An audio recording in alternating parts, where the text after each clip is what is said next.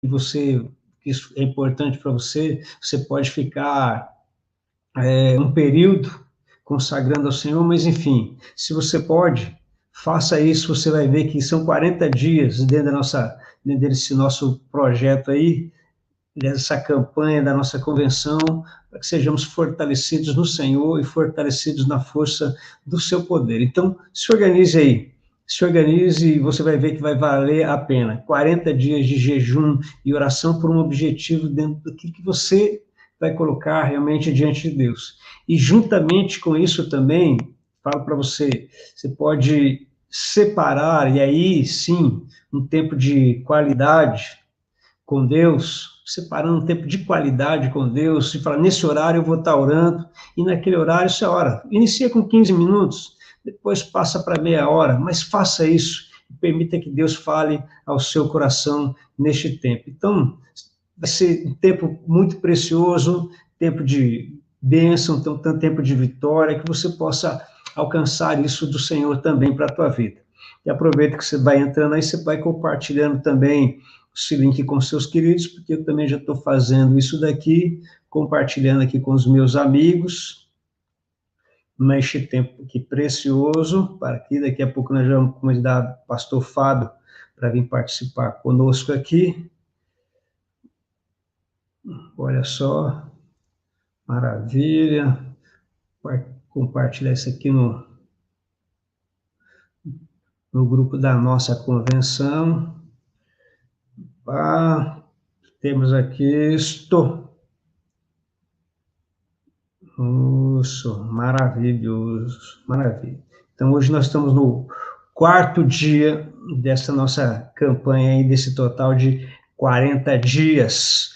40 dias de transformação. O material está aqui, você pode buscar adquirir na editora, você pode falar com o seu pastor, ou pode falar com a Jussara, que acho que ainda temos uns 3 livros aqui também, ok? Deixa eu convidar aqui o pastor Fábio para estar conosco aqui neste momento. Pastor Fábio Guimarães, graça e paz, meu amigo, como é que o senhor está? Tudo bem? Graça e paz, pastor Altair, eu estou bem, graças a Deus. Estamos debaixo da misericórdia do Pai, assim como vocês aí também. É um prazer estar com vocês, muito feliz pelo privilégio de poder compartilhar um pouco hoje com vocês. Nós que agradecemos aí, você também ter colocado à disposição para compartilhar conosco, é uma grande alegria poder recebê-lo aqui. Fala para nós o seguinte, a família está tudo bem? Como é que estão as coisas na África do Sul? Como que anda a temperatura por aí? E que horário que é aí agora? Bom, aqui agora são 8 horas e 7 minutos, então nós temos um fuso de mais 5 horas, né? A temperatura tem sido inverno muito frio. Nós moramos por 2 anos e meio na região de Western Cape, que é uma região provavelmente uma das mais frias da África do Sul. Temperaturas lá já chegamos a pegar menos 8 graus e também mais 46, são extremos.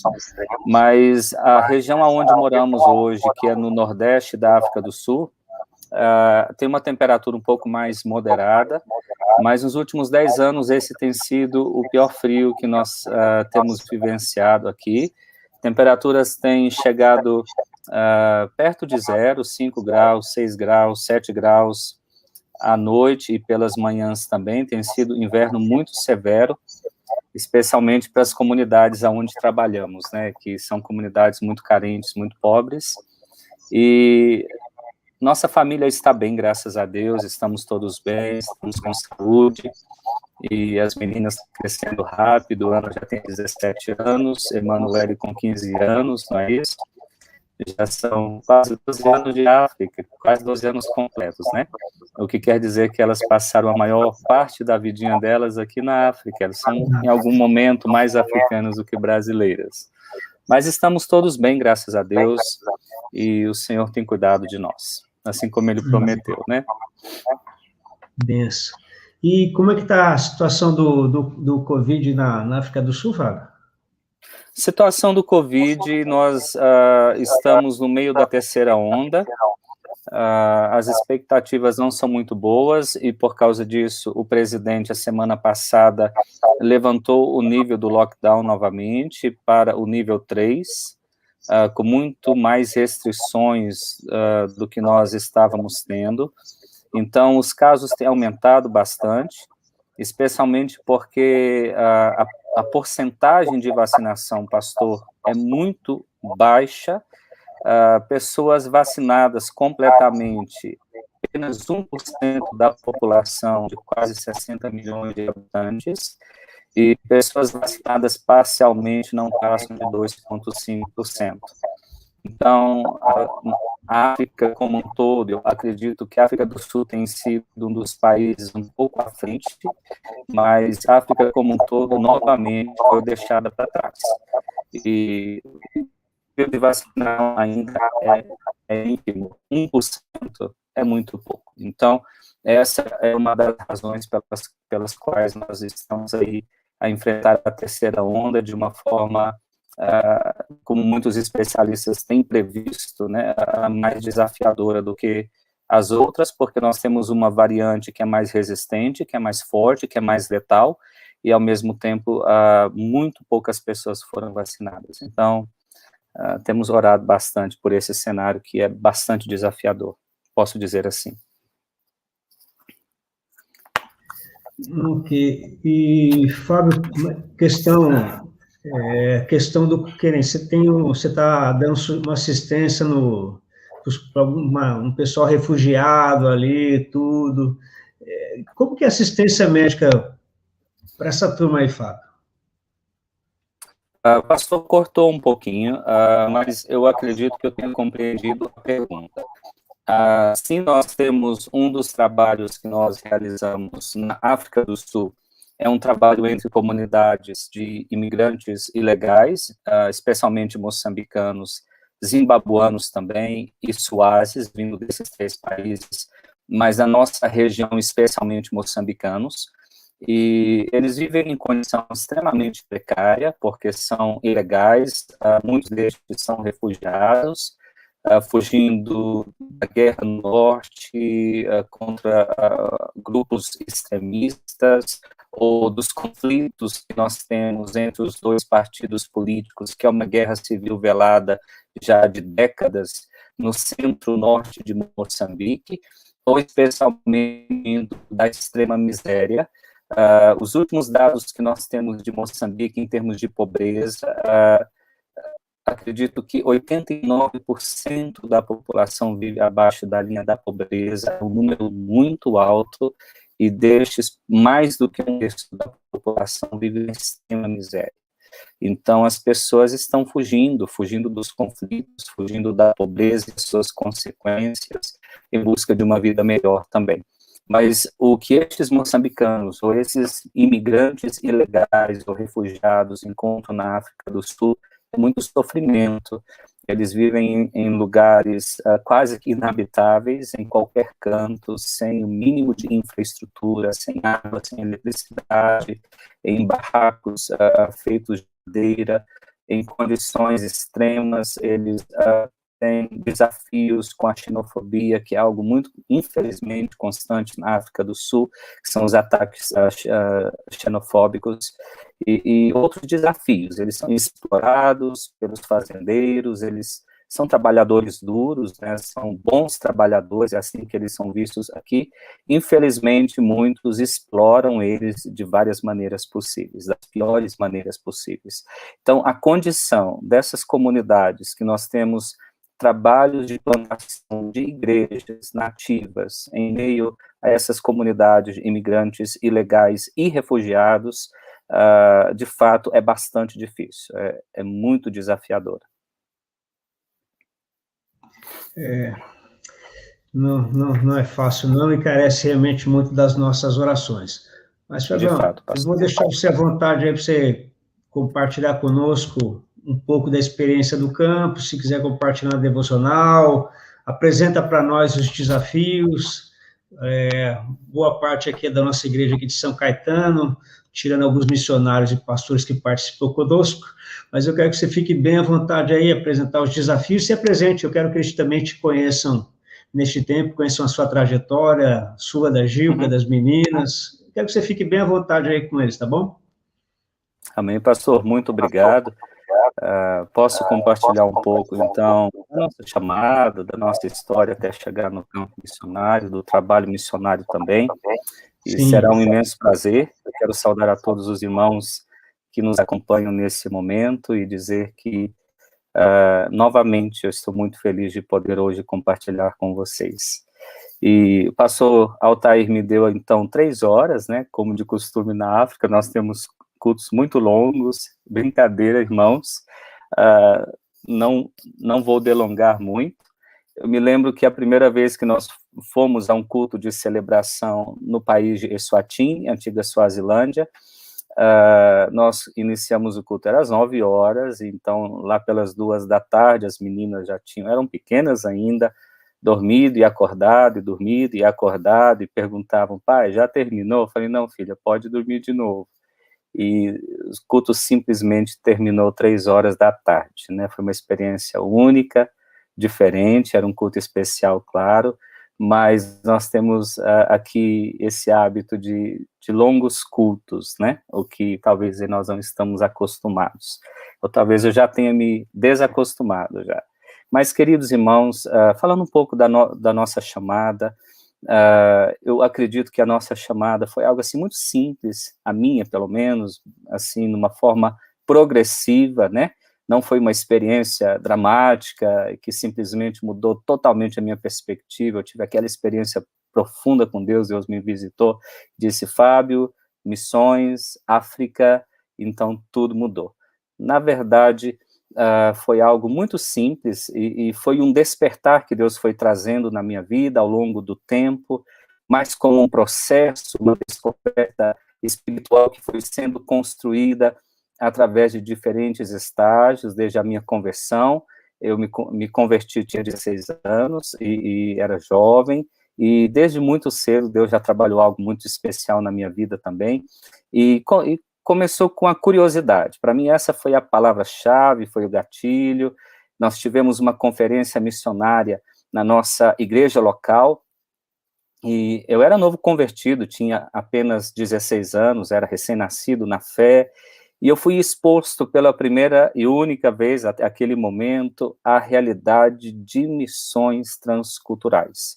Nós recebemos ali um pastor peruano, da Missão Kairos, e ele falava de missões, e eu não conhecia missões, eu não sabia o que era missões, mas um interesse muito grande brotou no meu coração. Eu entendo que foi o Espírito Santo, algo queimava no meu coração, uma coisa diferente, novo convertido, cheio de amor, de paixão pela obra, querendo servir ao Senhor, apaixonado pelas coisas de Deus, e no final daquele culto, o pastor, ele fez um apelo, falou, quem de alguma maneira deseja, pelo menos, se dispor para Deus e perguntar, Senhor, o Senhor quer que eu me envolva com missões, de alguma maneira. Claro que eu estava lá na frente, levantei a minha mão, o pastor então orou, mas o fato é que aquela curiosidade, ela gerou em mim um interesse muito grande, e esse interesse, ele me levou a uma busca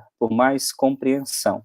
E à medida que eu compreendia mais, que eu me envolvia mais, que eu crescia, e eu desejava mais servir a Deus, algo foi acontecendo na minha vida. Logo depois desse culto, uma das coisas que eu fiz, que eu senti, era de me envolver no nosso grupo de evangelismo semanal, nos finais de semana também, trabalhava a semana toda, e tinha muita ansiedade para chegar no final de semana, para a gente, então, reunir aqueles jovens e adolescentes, todos muito jovens, inexperientes, mas cheios de vigor, cheios de vontade de servir a Deus. Então nós nos envolvemos, e quanto mais nós fomos nos envolvendo, mais aquela paixão foi aumentando, e o conhecimento foi acontecendo, e esse conhecimento se tornou em certeza, e essa certeza se tornou em convicção.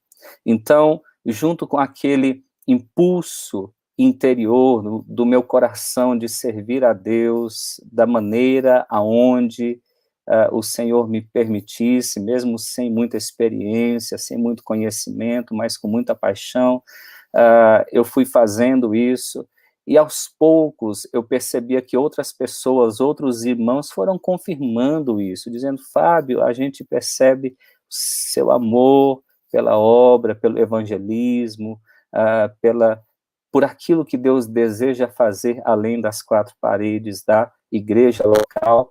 E eu fui sentindo cada vez mais compelido pelo Espírito Santo, claro, com toda a certeza. E uma coisa muito interessante, pastor, aos queridos irmãos também, que Deus, ele me foi abrindo oportunidades para servir cada vez mais. E todas as vezes que eu entendia de Deus, que ele me abria oportunidades para servir o reino dele no meu contexto, na minha igreja local, aonde eu nasci de novo, na zona sul de São Paulo, em Itapecerica da Serra, eu abraçava aquela oportunidade. Então, curiosidade, interesse, o entendimento trouxe certeza, da certeza, convicção, e aí veio a resposta, veio o compromisso e a ação, né?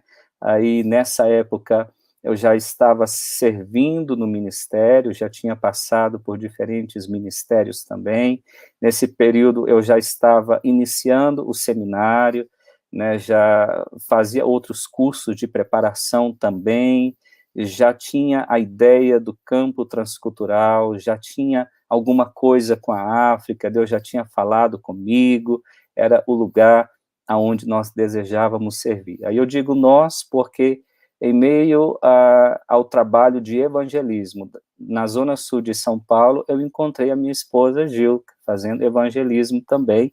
Então nós nos descobrimos e o propósito de Deus nos uniu, porque eu vim a perceber, e ela também, que ambos tinham uma chamada para a África. Ela falava sobre Moçambique, e ela teve a experiência, a chamada dela, antes de me conhecer também, igualmente eu, e eu dizia, bom, eu não sei se para mim é Moçambique, mas eu tenho certeza que é África. Bom, Moçambique é um bom começo, e Moçambique hoje é um dos países que, pela graça de Deus, nós temos tido a oportunidade de servir também.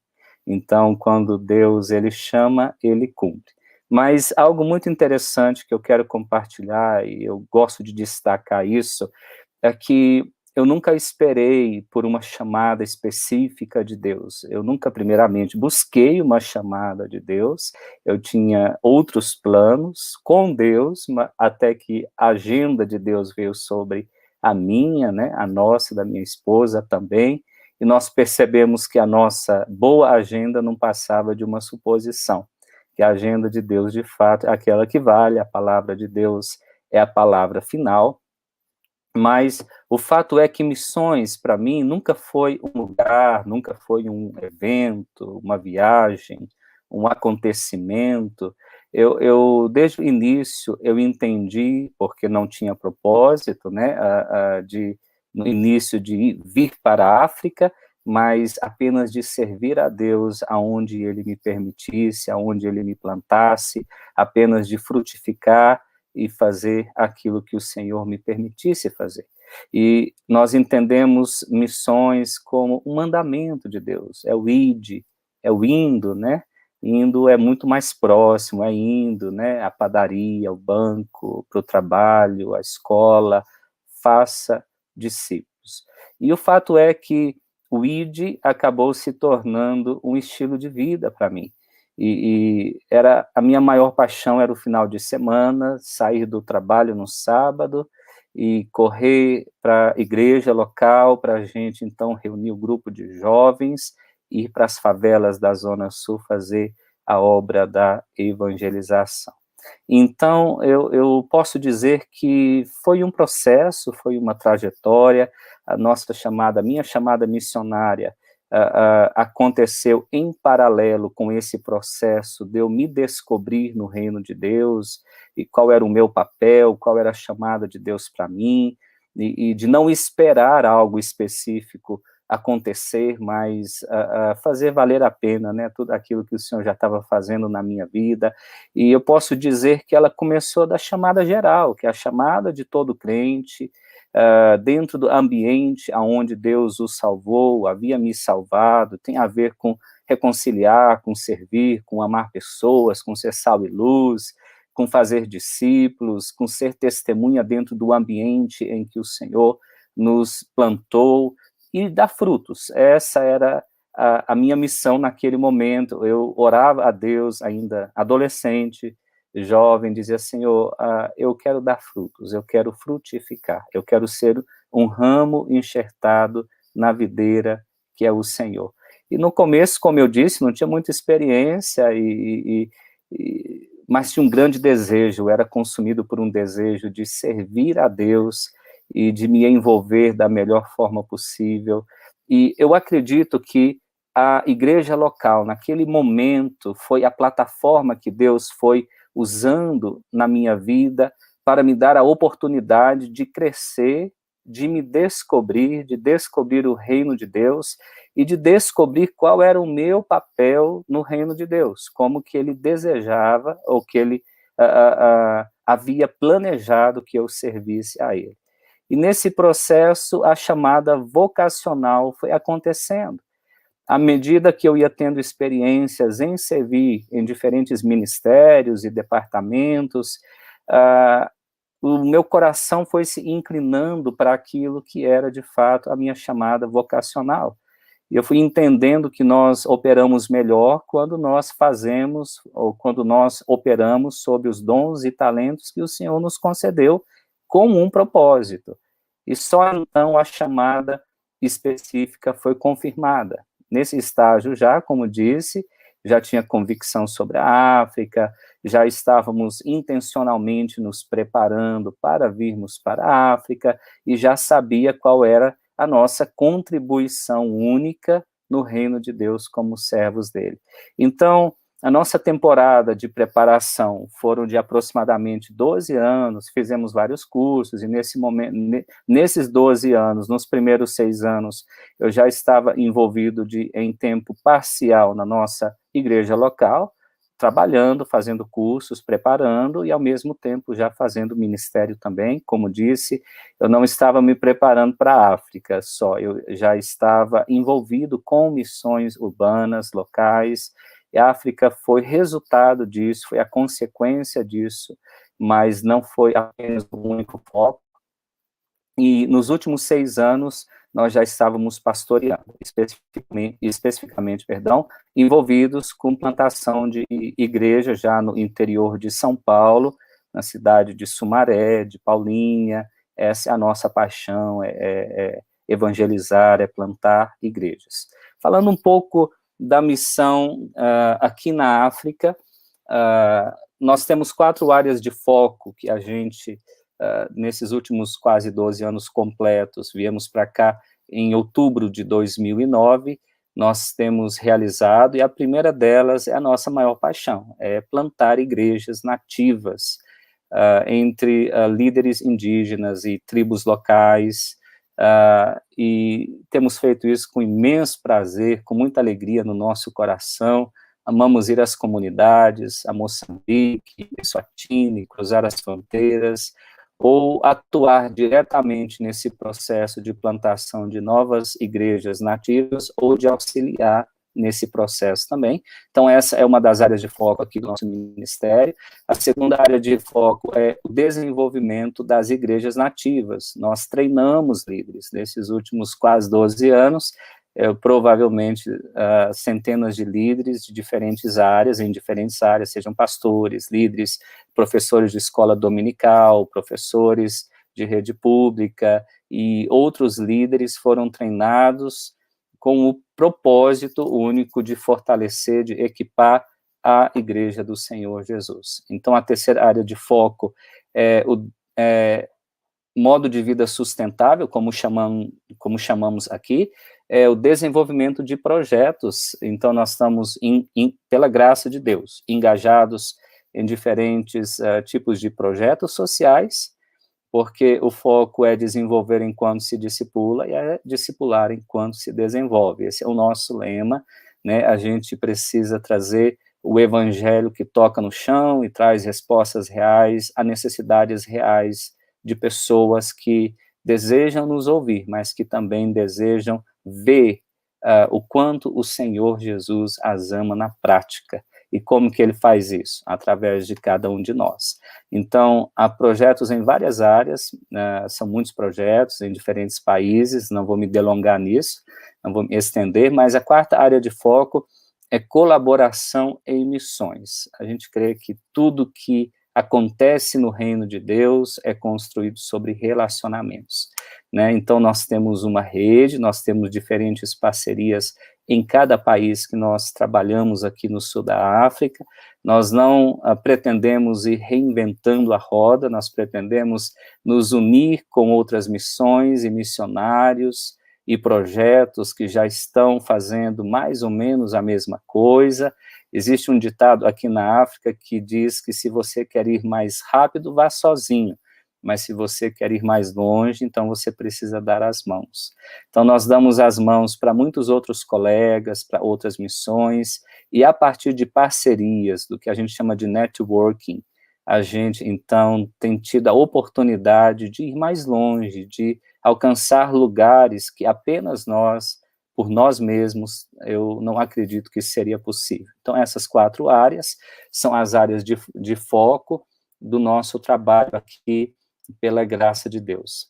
O que mais que eu posso dizer? Falando um pouco dos desafios, muita gente me pergunta quais são os desafios, né? Muita gente fica curioso, as pessoas querem saber quais são os desafios missionários. E eu digo que o primeiro desafio missionário é o próprio missionário, né? Sou eu mesmo, cada um de nós, é cada crente, né? Nós, apesar de estarmos num cenário transcultural, onde tudo se potencializa, né? Eu continuo dizendo que o maior desafio meu sou eu mesmo, né?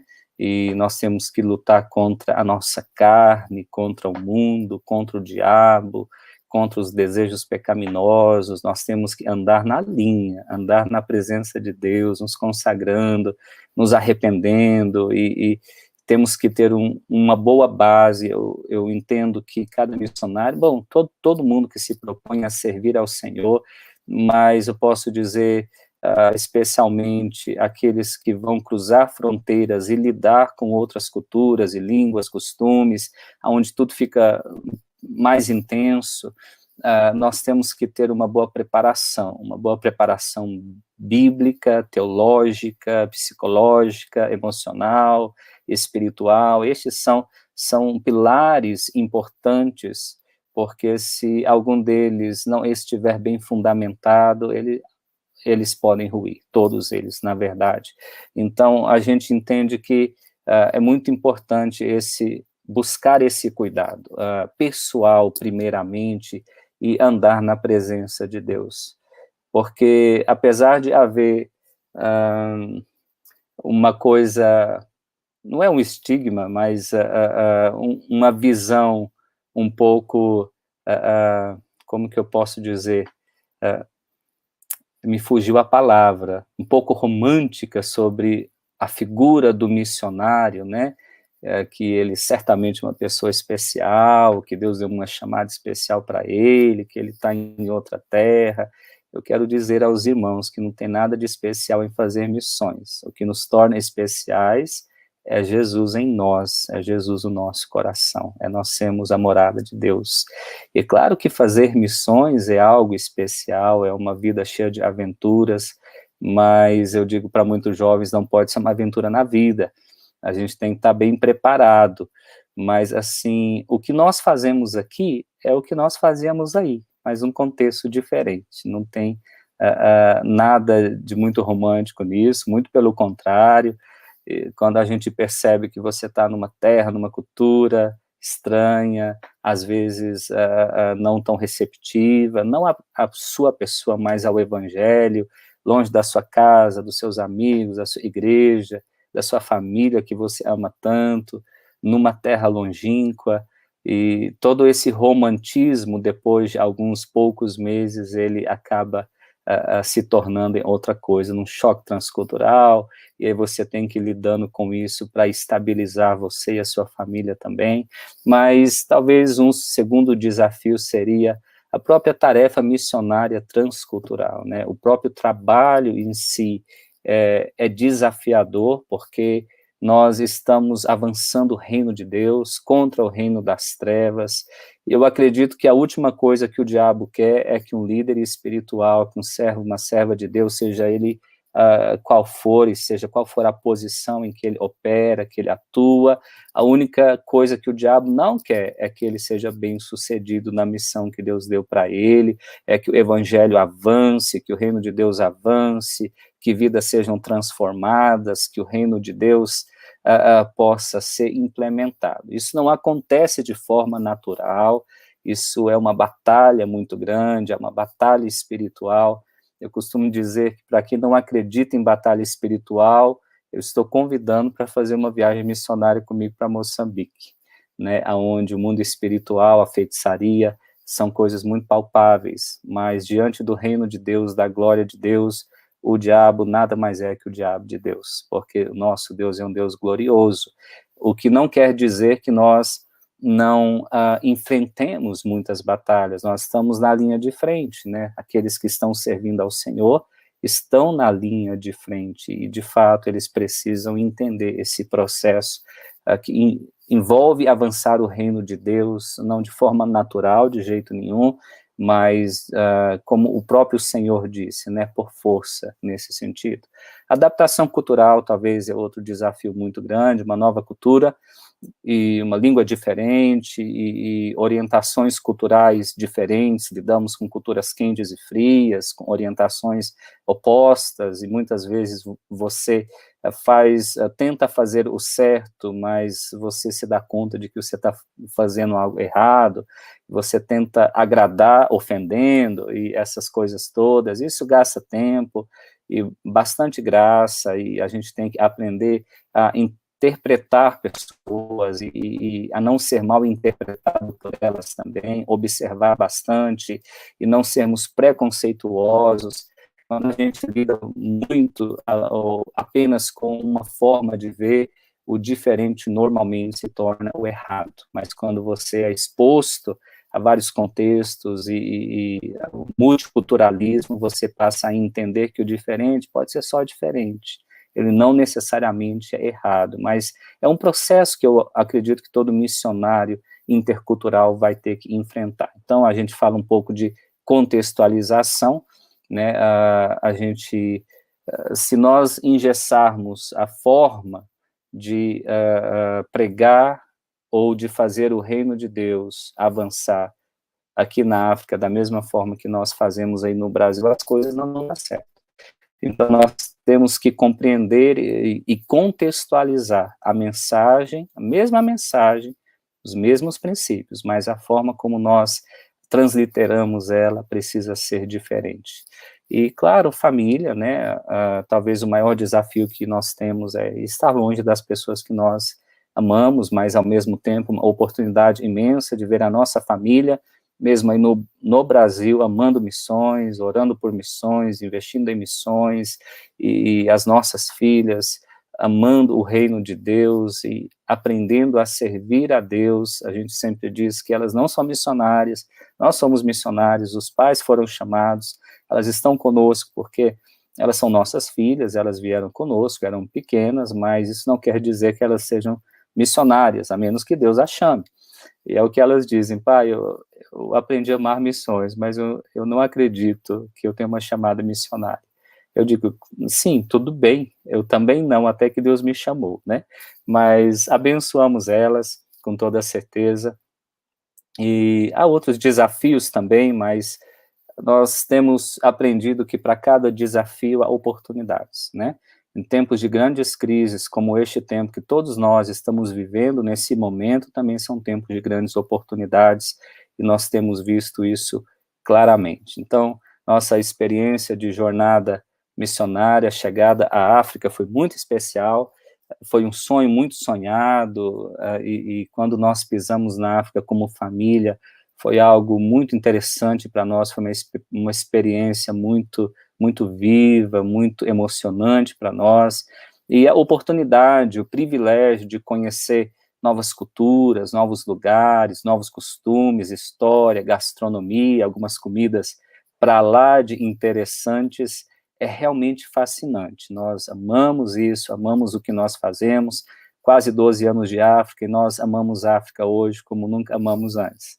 Cada momento aqui, cada dia, nós, assim, aprendemos coisas novas. A África é muito rica, são 55 países, mais de 3.100 povos étnicos, falando mais de 2.150 línguas, é uma coxinha de retalhos cultural, e a gente aprendeu algo na África que pelo menos uma coisa nova a gente tem a aprender a cada dia. Eu te garanto que na África a gente aprende muito mais do que apenas uma, a gente aprende o tempo todo, e quanto mais nós aprendemos, quanto mais nós conhecemos a África, o contexto, as realidades da África, mais nós nos damos conta de que nós não conhecemos quase nada, a gente tem que conhecer muito ainda, e nós somos muito abertos para isso, para aprender. A África é uma grande escola de Deus, a escola do discipulado pessoal de Deus. Deus, ele, pela graça dele, ele tem feito alguma coisa através de nós para trazer mudança nesse cenário,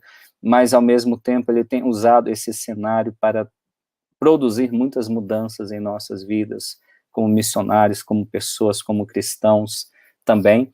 E a forma como Deus tem produzido estabelecido esses encontros divinos, né, esses cenários inesperados, aonde a gente tem tido a oportunidade de ser a resposta de Deus para a oração daqueles que clamam em busca de algum socorro, e ao mesmo tempo ver que as pessoas que o Senhor coloca nas nossas vidas, as oportunidades, as conexões, as parcerias, têm sido elas a resposta de Deus para as nossas orações também, para que nós, como igreja, como CIB, mas também como filhos de Deus e corpo de Cristo, possamos servir a igreja dele aqui na África. Então, tem sido uma experiência muito abençoadora para nós, trabalhar com plantação de igrejas nativas e ver pessoas nativas se convertendo a partir, pela graça e misericórdia de Deus. Isso não tem nada a ver conosco, a gente não pode ajudar Deus, a gente pode atrapalhar, mas ajudar não.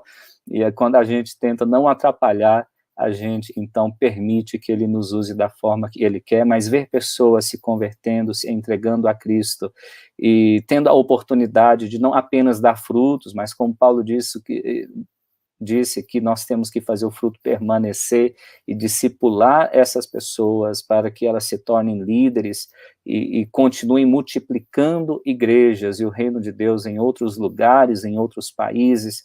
Tem sido uma experiência incrível para nós. Nós temos visto a fidelidade muito grande de Deus em cada passo dessa jornada, em cada desafio também.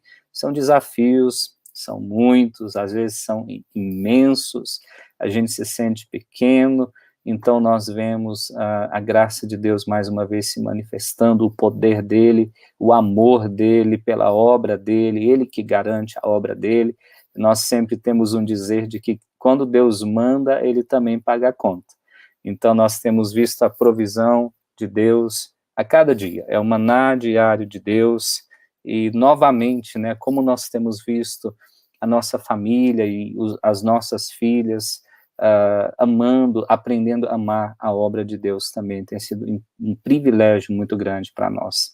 Então, um pouco do que eu posso falar, e pastor, se o pastor desejar voltar, eu tenho sim uma palavra para compartilhar, que é breve, mas antes disso, até mesmo, eu me lembro de João 17,4, aonde Jesus, ele ora uma oração muito interessante, pastor, e aos irmãos também.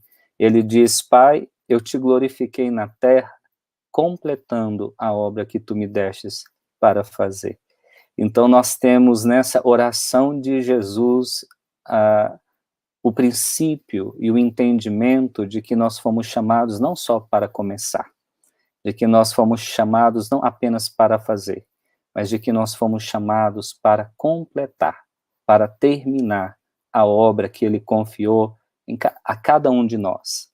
A chamada é de todos, a resposta é pessoal, é de cada um de nós. Missões, novamente, não é um evento, não é uma viagem, não é um lugar, é aonde nós estamos, permitirmos que o Espírito Santo missione, a missão é dele, nós somos comissionados, instrumentos, através de nós, para trazer a transformação que ele deseja, no contexto aonde nós estamos, aonde ele nos plantou. E se ele desejar nos levar para além das fronteiras, isso é coisa dele, não é uma decisão nossa, ele fará isso. E só para completar, pastor, Atos 13:36, algo muito lindo, que esse foi a nossa palavra rema, antes de nós virmos para a África, onde Davi, em Atos, diz assim: tendo Davi, pois, servido ao propósito de Deus em sua geração, adormeceu. Né? Nosso maior desejo como família, como missionários, chamados, como todos nós somos, né? É de cumprir o propósito de Deus na geração que ele nos plantou, né? É de fazer como Paulo, poder dizer como Paulo, né? Eu estou, de fato, completando a minha carreira e guardando a fé. Claro que nós temos que perseverar muito para isso, é um grande desafio. As pessoas perguntam, a minha família, principalmente, amigos, Fábio, quando volta? Eu digo, nós temos apenas passagem de ida do Senhor, apenas uma, só bilhete de ida. Não temos planos para voltar. Claro que poderemos voltar a qualquer momento que o Senhor, por um propósito, né, nos levar de volta, se ele desejar, mas os planos do nosso coração é ir além, muito além. Né? É isso aí, pastor, um pouco da chamada, da história, da trajetória, dos desafios e do privilégio. Eu digo sempre às minhas filhas de que quase toda noite a gente diz assim para elas: não há nada melhor do que servir ao Senhor. É o maior privilégio que nós temos aqui na Terra. Sermos filhos dele, primeiramente, mas servi-lo também aonde ele desejar. Pastor querido. Fabiano, você pode continuar falando aí mais uma hora, que nós estamos prestando bem atenção no que você está falando aqui e aproveitando. Agora fala para nós aqui, o momento mais difícil que vocês já enfrentaram na África.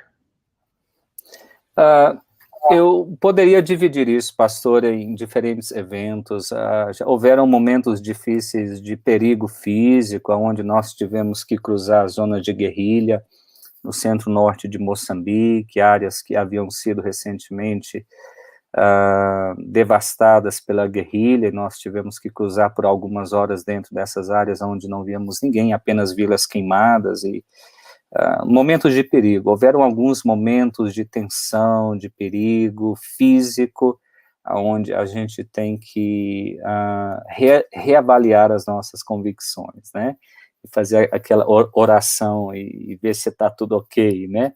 Entre nós e o Senhor, se nós estamos de fato prontos, se Ele chamar.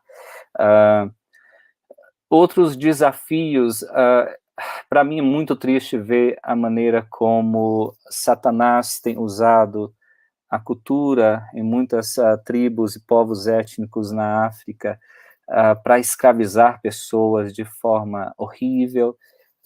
Eu creio que o maior desafio missionário, um dos maiores, pelo menos, é você conseguir identificar o que é de Deus nessa cultura, o que Satanás não tocou, que permaneceu, porque nenhuma cultura sobreviveria sem nenhum elemento de verdade nela, algo de Deus, que preserve ela, e há muitas coisas lindas na cultura africana no geral, princípios, eles estão mais perto da Bíblia do que nós aí no Ocidente, eu posso garantir muitos aspectos, mas em outros aspectos, ver como Satanás tocou e distorceu essa cultura de tal forma que ele usa ela para escravizar pessoas de uma maneira muito terrível e de causar muitos danos e abusos e mesmo mortes através de sacrifícios.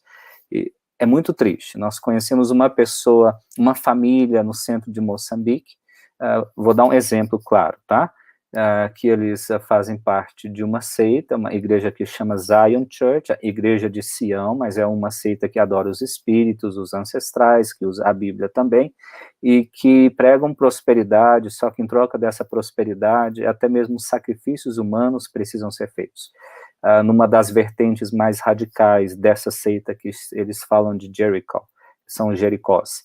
E uma família que sacrificou 2 crianças, 2 filhos, em troca dessa prosperidade, porque o pastor, que também é o pai de santo, vamos dizer assim, um feiticeiro, requereu isso deles.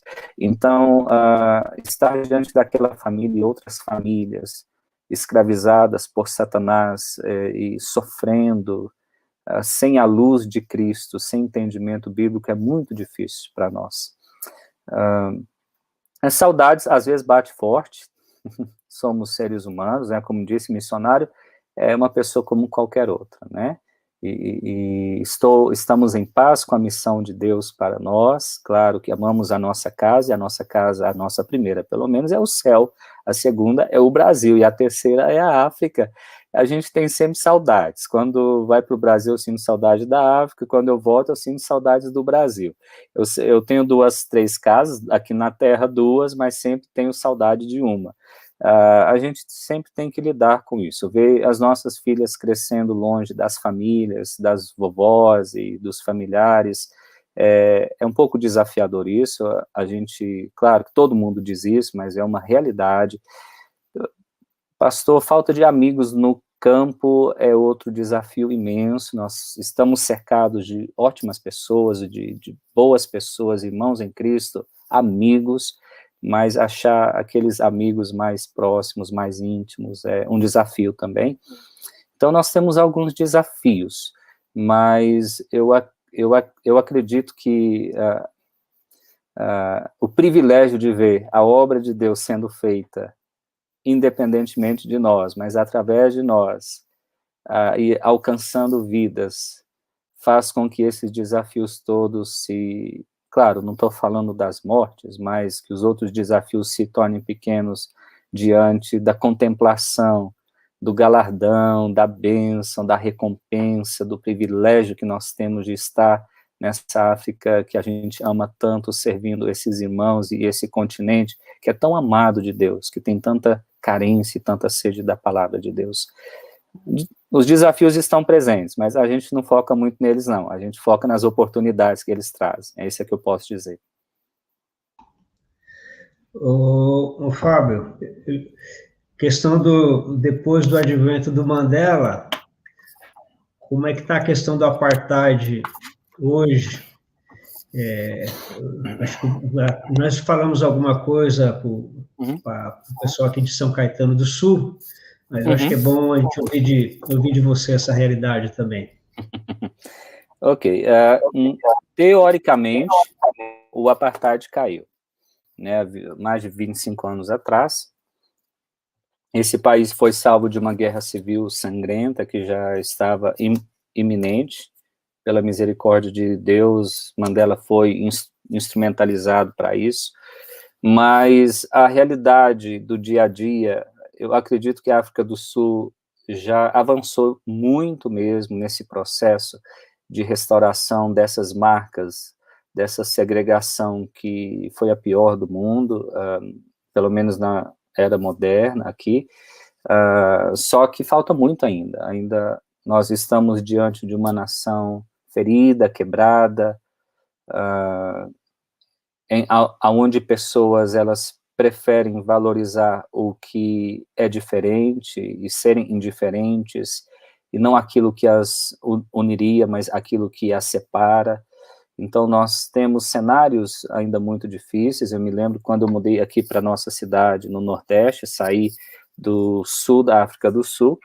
Na primeira semana, nós estávamos em busca de móveis, eu e a Gil, que é as meninas, no centro da cidade, no centro velho que eles falam, e uma senhora veio atrás de nós, um pouco desesperada, dizendo: o que vocês estão fazendo aqui? Eu disse: nós estamos em busca de móveis, né, precisamos mobiliar a nossa casa, a senhora sabe de algum lugar? Ela falou: vão embora, estão seguindo vocês, essa área, a área dos negros, vocês não são bem-vindos aqui, vocês vão ser atacados. Aquilo foi um pouco chocante para nós. Eu ainda vou lá, nós vamos lá, porque nós cremos que nós temos uma proposta diferente, nós não fazemos parte dessa história, nós estamos aqui para fazer conexões e religar e reconstruir pontes, e não construí-las, né, ou reforçá-las. Mas, assim, nós ainda temos uma realidade muito forte de escolas só de negros ou só de brancos, ou de áreas que apenas os negros frequentam, os brancos, e nós temos igrejas que apenas negros frequentam, ou apenas brancos frequentam. E, claro que nós temos outras barreiras também, que é a língua, é a questão cultural, geográfica, mas ainda é muito forte isso, esse racismo inverso, que a gente diz, esse apartheid inverso, e essa segregação, ela ainda persiste, ainda há muito ódio, ainda há muito desejo de vingança, com a geração de Mandela morrendo junto com ele, que foi a geração do perdão, há uma nova geração liderada por líderes políticos mal intencionados, que dizem, nós respeitamos os nossos pais, mas nós desejamos e decidimos não seguir os nossos pais, queremos revanche, queremos o troco, queremos vingança, queremos que as coisas sejam diferentes. Então, ainda há muito ódio, da mesma maneira que há um forte movimento, especialmente entre as igrejas de reconciliação, muito clamor, muita oração, é uma batalha muito grande, porque essa geração nova, empobrecida, sem senso crítico, sendo manipulada por líderes mal intencionados e por conveniência, eles têm querido algo diferente. Então, muito já foi feito, e ainda há muito que ser feito. Eu não acredito que a geração que viu tudo acontecer é a geração que vai conseguir superar tudo que houve. E nós ainda estamos diante dessa geração, as pessoas que estavam lá, que viram tudo isso, que participaram, que tiveram seus pais, seus filhos mortos, seus irmãos mortos, e a sua família severamente punida, injustamente, né, ou segregada, são as pessoas que de fato vão conseguir. Mas o que nós temos orado e crido e trabalhado é para que estes pais, eles pelo menos liberem os filhos para fazer essa mudança, porque essa nova geração, ela não quer saber de segregação. Para eles, eles são seres humanos e eles querem viver em harmonia, mas muitas vezes os pais ainda incitam os filhos a se vingarem. E nós sabemos que não é apenas a questão racial, muito se fala sobre isso. África do Sul, já termino, pastor, tem 11 grandes tribos. Quando eu falo tribos, não são como tribos brasileiras, são grandes povos, são povos étnicos, não de centenas ou milhares, mas de milhões de pessoas cada um deles, falando a sua própria língua, tendo a sua própria cultura, costumes e cosmovisão também. Então, nós temos 7 tribos nativas, né? Nós temos uma tribo que são os indianos, a maior comunidade indiana fora da Índia está na África do Sul. Nós temos 2 tribos que eles dizem as tribos brancas, são os africanos, os descendentes holandeses, e os ingleses. E temos a tribo que eles chamam aqui dos coloridos, que são os morenos, os Khalidis, que falam Xhosa, que é aquela língua que clica o tempo todo, muito interessante. E mesmo entre as tribos nativas, pastor, as pessoas muitas vezes não se dão. Muitos pais não permitem o casamento, não interracial, mas intertribal, mesmo sendo tribos nativas, eles não se casam, às vezes eles não se dão. Então, não é apenas a cor da pele, é o sangue, é a etnia. Normalmente, eu já falei com o pastor isso uma vez, de que quando normalmente você pergunta, eu sou brasileiro, você é sul-africano, eles mais se referem à tribo de origem do que à nacionalidade. Então, eles são mais fiéis ao sangue, à origem, do que, de fato, ao país onde eles nasceram. Então, Isso é muito forte. O africano, normalmente, é muito orgulhoso da sua cultura, de ter nascido naquela tribo, da sua língua, dos seus costumes, das suas vestimentas. Isso é muito forte neles, isso faz com que também barreiras sejam criadas. Claro que há muito acontecendo, né? Muitas pontes estão sendo construídas, mas ainda há muito que ser feito, há muitos desafios.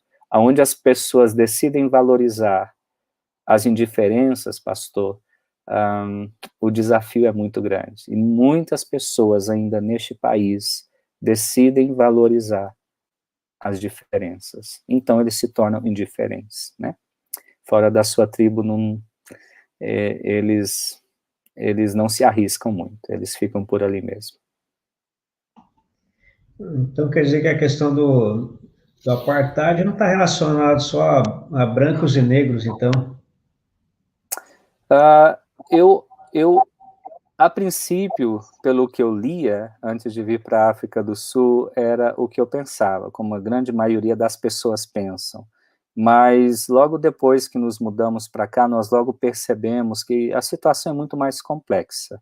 Novamente, ela tem a ver com a questão tribal e não apenas com a questão da cor da pele, vamos dizer assim, e ela tem a ver, principalmente, pastor, com a humanidade caída, com o coração pecaminoso que todos nós temos, com a nossa tendência egoísta de valorizar apenas aquilo que é nosso. Então, isso é muito forte, isso, claro, que tem a sua base aonde? Tem a sua base lá no Éden, né? A segregação vem vindo desde muito tempo. Mas, assim, na África do Sul foi muito forte. Nós temos aí relatos e nós temos toda uma história muito difícil, que não tem como ser apagada, que não tem como ser ignorada. Nós ainda temos aquelas pessoas que eram segregadas, os nativos que viviam, que não poderiam viver nas cidades ou vir na cidade, a menos que eles tivessem uma autorização para trabalhar, que muitas vezes eram tratados como animais. E ainda permanecem nesses lugares de pobreza, né? Eu acredito que a queda do apartheid trouxe o renovo da esperança de uma possibilidade de uma vida melhor, mas, infelizmente, o sistema governamental tão corrupto não deu às pessoas a possibilidade de sair da pobreza. Então, índices de pobreza são muito altos, de desemprego são muito altos, e uma frustração muito grande, porque aquilo que o partido que hoje é dominado pelos nativos prometeu, ele não entregou, ele não conseguiu, ele não fez por onde. Então, há uma descrença muito grande no próprio governo que prometeu, né, que as coisas seriam diferentes quando os nativos assumissem o poder, e na verdade não foi. Houveram muitas promessas que não foram entregues, e por isso nós temos uma nova geração aí sendo liderada por figuras muito influenciadas por princípios que não são bíblicos, que são malignos, de vingança, de ódio, do racismo contrário, do apartheid contrário, né, como eles dizem aqui, de dar o troco. Então nós temos na África do Sul hoje uma tensão crescente, é como se fosse uma panela de pressão, e um dos resultados disso, muitos ataques violentos contra brancos, contra fazendeiros brancos e contra brancos, e o fato é que dezenas de milhares de famílias brancas sul-africanas, que representam hoje 7% da população, está desistindo do seu próprio país e estão emigrando para outros países. Estima-se que 120 mil famílias brancas tenham saído da África do Sul em duas fortes ondas de emigração. Uma aconteceu alguns anos atrás e outra está acontecendo exatamente agora. Nós conhecemos, dentro do nosso contexto local aqui, pelo menos 15 famílias que já foram embora. E quando a gente pergunta a eles, por que vocês estão saindo? Eles dizem, nós desistimos, nós não acreditamos mais que a nossa nação tem jeito. A violência muito grande é uma violência baseada no ódio, no desejo de vingança, muitas vezes, e posso lhe dar um exemplo, pastor. Dados oficiais a cada 36 segundos, uma criança, uma mulher é estuprada na África do Sul, por diversos motivos, mas muitos desses abusos, desses estupros, acontecem como forma de vingança. Então, estes são dados que você provavelmente não vai ler nos livros, não vai ver nos jornais, não vai ouvir na rádio, mas sabemos disso porque temos um projeto que trabalha especificamente com direitos e proteção das crianças, que engloba mulheres também, e estes são dados oficiais internos. Então, a situação é bem difícil, é bem delicada, mas há muitas coisas boas também. Não quero pintar aqui um cenário que não representa a verdade como um todo, né? Há muitas coisas maravilhosas que Deus tem feito nessa nação, muita reconciliação, restauração, igrejas onde todos são bem-vindos, como irmãos, como cristãos, escolas mistas, onde as crianças não querem saber de outra coisa a não ser de aproveitarem seus amiguinhos, e aonde a cor da pele, ou a raça, ou a língua não faz a menor diferença. Então, há esperança, e a esperança é nessa nova geração. Por isso que a gente também foca na nova geração. Fábio, não, eu sei que tem muita coisa boa aí, e eu sempre falo que você, dificilmente a gente fala com você, vai reclamar de alguma coisa, você está sempre animado, está sempre motivado, independente se tem dinheiro no bolso ou não, se tem roupa nova ou não, você está sempre animado, e as fotos mostram isso aí para a gente, né? Incansável, Fábio é incansável ali. Mas só para a gente fechar esse ponto mais negativo, que depois eu vou te fazer outra pergunta que eu acho que é importante para nós. Claro. Numa escola do governo, onde brancos e negros têm que estudar juntos, e que não tem essa divisão, como que como que é a dinâmica ali? Novamente, pastor, nós, como o país, 11 línguas oficiais, fora as não oficiais, essas escolas, elas serão distribuídas por regiões, e dependendo da região, eles normalmente têm a obrigatoriedade de ensinar 2 línguas, o que é a primeira, porque se você tem uma escola onde a região é Zulu, eles vão ensinar a língua Zulu como primeira língua, ou Sesuate, ou Afrikaans, que é a língua dos brancos afrikaners, ou inglês. Então, isso por si só já é uma divisão que é criada, e nem todas as crianças vão poder participar dessa escola. Essa mistura, novamente, eu não acredito que o problema sejam as crianças, como não é, elas são a esperança, né, de uma África do Sul diferente, elas vão fazer essa diferença acontecer, pela graça de Deus, nós oramos assim, e ensinamos a elas, mas, por vezes, a tensão, ela mora com os pais. A gente percebe que a situação é muito sensível, muitas vezes existe um gatilho muito simples que é usado aqui, qualquer tipo de ofensa, especialmente contra os nativos, ou se eles se sentem ofendidos, eles já usam a questão da lei, do racismo, isso coloca as outras pessoas num lugar de medo, porque a lei é muito severa contra isso, e eu não acho que teria que ser diferente, dado a história desse país, mas, de fato, muitas vezes ela não tem um equilíbrio na forma como ela é aplicada. Então, atenção nessas escolas, há muita atenção, porque, pensa, pastor, é a primeira geração que está tendo a oportunidade de fazer tudo junto, de estar juntos, compartilhando o mesmo cenário, o mesmo espaço, tendo os mesmos direitos. E quando a gente olha um pouco para a história, a gente pensa assim, essa é a minha forma de ver pessoal, tá? Pensa que, normalmente, não vou generalizar, um africano, aquele que é nativo, ele entra no ônibus que nós entramos juntos, e a gente normalmente olha para frente, para onde o ônibus vai, não é isso? A gente quer saber onde que vai chegar e o caminho que ele está tomando. Pode ser que ele entre no mesmo ônibus e ele sente olhando para trás.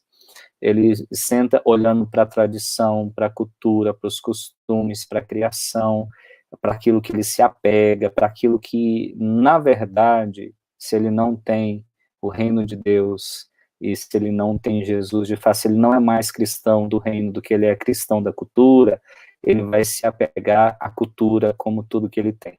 E como uma forma de segurança para ele, porque a tribo é o sangue dele que vai trazer essa segurança para ele.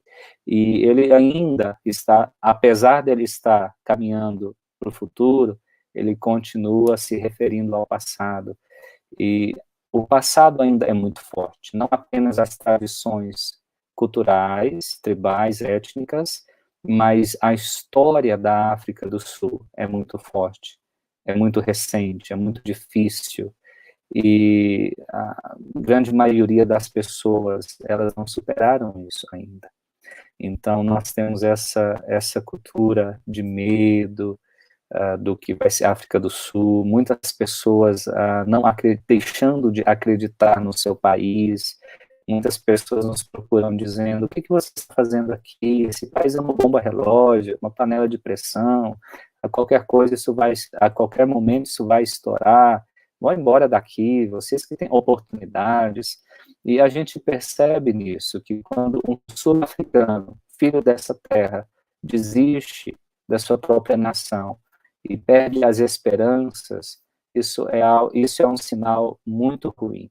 Então, nosso papel aqui, pastor, é criar pontes, né? Nós temos o acesso aos do lado de lá, e nós temos o acesso aos nativos, porque quando nós falamos, olha, eu sou brasileiro, eles amam futebol, aí eles trazem toda a história, Pelé, Kaká, Ronaldinho, brasileiro, joga bola. Quando eu digo para eles, não, eu sou muito ruim no futebol, nunca joguei, eles ficam muito chocados, porque para eles cada brasileiro precisa ser bom de bola, porque o brasileiro joga bola, ele é bom de futebol, eles amam futebol. Então nós temos esse acesso entre os nativos, pelo fato de sermos brasileiros, eles veem os brasileiros como irmãos, co-irmãos, de uma forma geral, especialmente os países de fala portuguesa, 5 países de fala portuguesa da África, e eles nos recebem como irmãos, porque eles percebem que a nossa intenção para com eles é de irmandade. Nós não nos vemos de um lugar de superioridade, de nada disso, mas nós nos vemos como co-irmãos. Fomos colônia também, aquela coisa toda, isso abre portas, o futebol abre portas, ser brasileiro abre portas, eles são muito curiosos sobre o Brasil, eles querem ir para o Brasil, eles perguntam, fazem muitas perguntas, e isso nos dá acesso a ambos os lados, e com essa possibilidade, então, nós criamos pontes. Por exemplo, rapidamente, um projeto que nós estamos, esse projeto e uma ONG que nós estamos abrindo na África do Sul, nós temos um time misto trabalhando junto conosco. Então, nós criamos pontes, nós temos pessoas do lado de lá que, do contrário, nunca cruzariam a ponte, porque não existia, para trabalhar do lado de cá, porque eles pensariam que não seriam aceitos ou alguma coisa assim, mas pelo fato dessas pontes estarem sendo construídas, nós vemos pessoas sendo conectadas e pessoas se descobrindo, não que não se gostassem antes, mas que não tinham a oportunidade de estarem juntas, servindo a Deus juntas, pelo avanço do reino dele, e valorizando mais aquilo que de fato importa. Então, tem sido um privilégio construir pontes na África do Sul, e nos outros países uma história diferente. Cada país tem a sua história, Moçambique tem a sua história, Eswatini tem a sua história, e a gente tem que ser sensível a essas questões culturais, a história de cada país, a cosmovisão de cada cultura, para a gente poder adentrar, contextualizar, ser absorvido pela cultura, ser aceito por ela, absorver aquela cultura, para então, com a confiança dos locais, ministrá-los de uma forma contextualizada. É um pouco complexo, pastor, mas pela graça de Deus a gente vai conseguindo. Ok. Fabião, então falando de uma coisa boa aí para a gente finalizar, então, o sul-africano, como o africano de uma maneira geral, sempre foi um povo muito alegre, isso é em todo o continente, né? eles são muito alegres, felizes e tal. E a igreja, uma pergunta, tudo dentro de uma pergunta só. Essa igreja sendo formada hoje na África do Sul, onde há também toda essa mistura, essa alegria permanece, algumas coisas dessas barreiras conseguem ser diluídas dentro da igreja, dentro da comunidade, e como que é a celebração no culto ali? Pastor, a África é muito grande, nós conhecemos muito pouco da África, conheço alguns países mais ao sul da África, muito poucos mais no centro-norte, mas eu posso falar do que eu conheço, tá? Da experiência que nós temos tido. No geral, o africano é vibrante, é alegre, é contente. Por exemplo, eu digo que, bom, temos trabalhado em Eswatini, um povo muito sofrido, 59%, 63% da população vivendo abaixo da linha da pobreza, um terço na extrema pobreza. A gente chega num culto numa igreja rural, a gente trabalha 95% em igrejas rurais. Na África rural, que é a África que a gente conhece aí pela mídia, que os grandes centros são todos mais ou menos iguais, mas a África rural parece que você voltou no tempo, em alguns lugares, 100 anos atrás, muitos desafios. Então você vê que o dízimo é uma galinha, 3 cebolas, não tem dinheiro correndo muito ali, é subsistência, e nesses quase 10 anos, aqui mais no Nordeste da África do Sul, e atingindo esses outros países, eu nunca ouvi na minha vida, por exemplo, um Swazi reclamar da vida. Isso é impressionante, é por isso que eu digo que a África é uma escola. Eu pareço uma criança, mas aprendo do que entrego qualquer outra coisa. E a forma como eles, cada domingo, vêm testemunhar, nós já conhecemos muitas famílias hoje, a condição delas, e você sabe que aquela família não tem o que comer. Eles dependem totalmente da graça e misericórdia de Deus. E aquela senhora, aquela mãe chega ali na frente com um sorriso imenso, e ela diz, eu tenho um testemunho para dar da fidelidade, do amor, da graça de Deus, do meu Deus que me ama, que cuida de mim. E então ela canta, ela chora, ela testemunha, e sem olhar para trás, porque se ela olhar para trás, ela sabe que não tem nada em casa.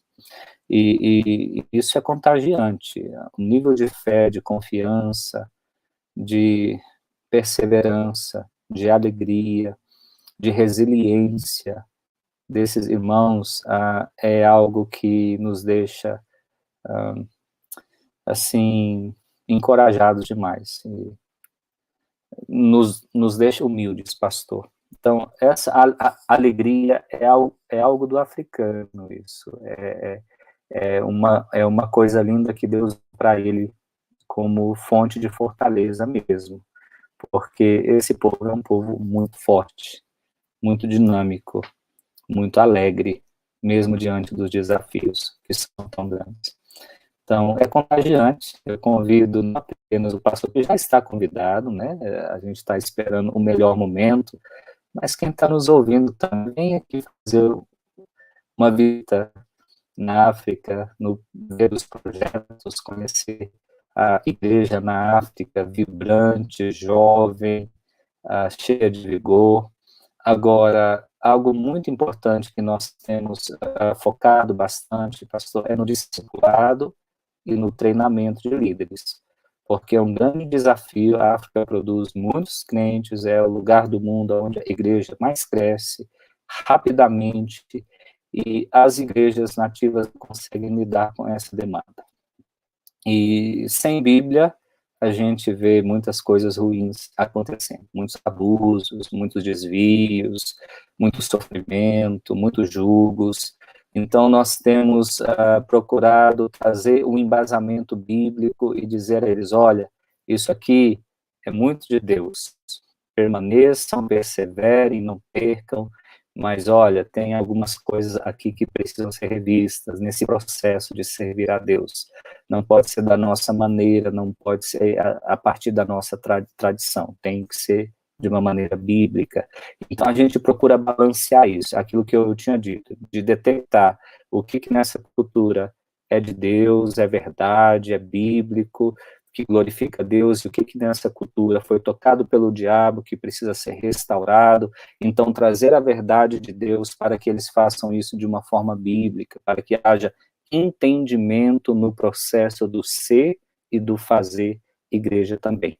Mas é uma das marcas fortes, os nossos cultos são cultos alegres. Quando vocês, de vez em quando eu mando aí um vídeo ou outro, tem dança, tem muito louvor, são cultos demorados, às vezes de horas, é a maneira deles. Eu não estou aqui para mudar a maneira deles servirem a Deus, a gente está aqui para empoderá-los, para mostrar a maneira como Deus deseja que eles sirvam, a partir da própria cultura deles, que Deus nunca despreza isso, e também de uma forma bíblica que Deus se agrada. E aí é com eles, é com eles. Nós somos só convidados.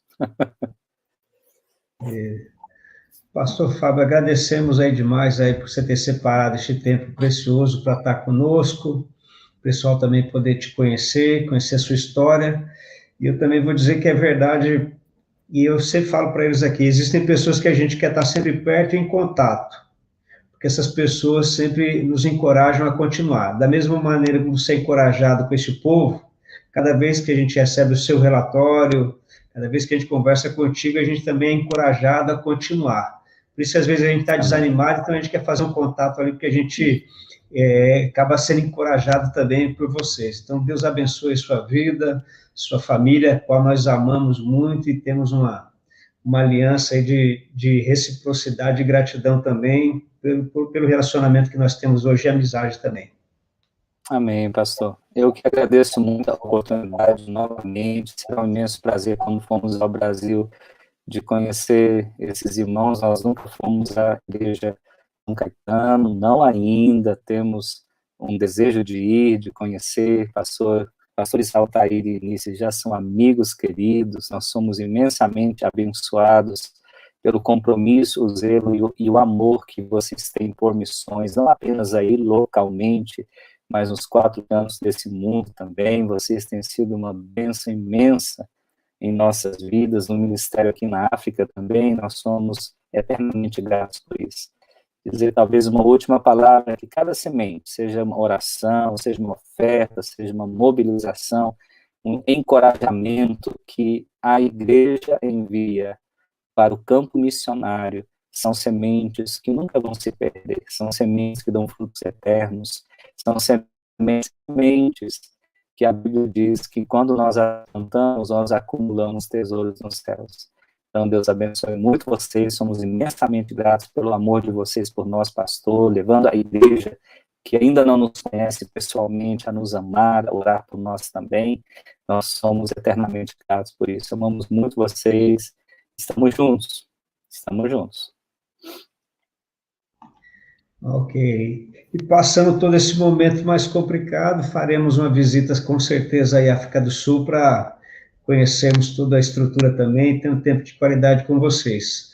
Mas ore por nós aqui, ore pela nossa igreja, ore pela igreja brasileira, nos abençoe com uma oração agora nessa tarde, então, finalizando. Um prazer, pastor. Jesus querido, nós te louvamos, Senhor, é o Senhor que é o dono de todas as coisas. O Senhor que é o dono da missão, o Senhor é o dono da igreja, é o Senhor que é o dono do campo, o Senhor que é o dono dos recursos. O Senhor é para nós tudo que nós precisamos que o Senhor seja em cada momento das nossas vidas, em cada momento da nossa jornada, Senhor. Meu Pai, enquanto oramos, com gratidão oro, Senhor, assim como Paulo falava quando orava pensando nos irmãos filipenses, com gratidão pela generosidade, pela perseverança e o amor com o qual, Senhor, eles demonstravam para com a tua obra missionária em outros lugares.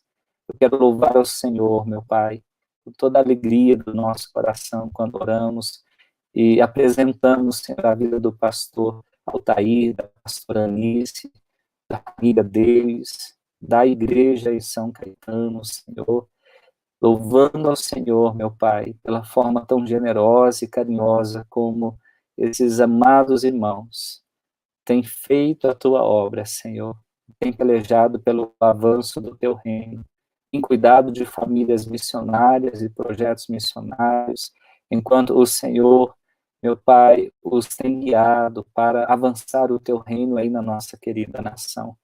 Eu oro, Senhor, para que não falte espírito de sabedoria e discernimento, para que não falte sementes nas mãos dos teus filhos, que tanto semeiam no solo de missões, no solo do reino. Eu oro para que haja fortaleza, Senhor. Eu oro para que o teu Espírito Santo esteja sempre presente, sempre guiando, Senhor amado. Eu oro para que o Senhor fortaleça os braços para a peleja, o coração para as batalhas dessa amada igreja preciosa, Senhor, que ama o teu reino, Senhor. Eu oro, Senhor Jesus, para que o Senhor nos cubra debaixo das tuas asas, que nas idas e vindas haja proteção, Senhor.